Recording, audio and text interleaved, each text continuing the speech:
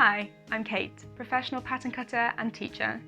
I first discovered pattern cutting when I was at university studying fashion design, and of course I was hooked from day one.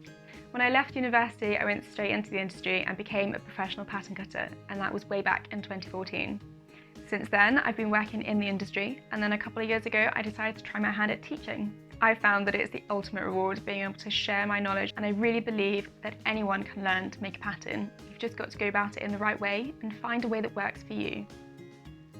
So this class is all about skirts. I'm going to show you how to transform your block into a couple of different skirts. To do that, I'm going to use my quarter scale blocks, a little bit kinder to the environment and save some paper.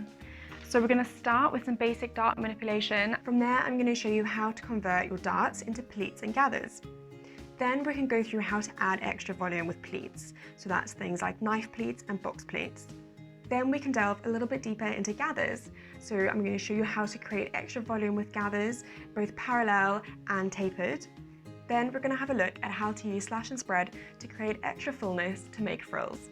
After that, we'll quickly run through how to add seam allowance, notches, drill holes, and how to correctly label up your pattern. Remember that all of the demos in this class are done on net quarter scale blocks, so that means they have no seam allowance on.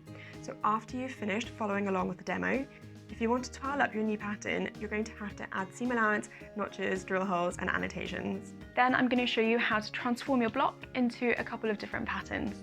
I'm going to show you how to draft an A-line skirt, a pleated skirt, a skirt with some gathers as well as a rotated dart, a skirt with seams and extra flare at the hem, almost like a grown-on godet. And then lastly, I'm going to show you how to do a waistband.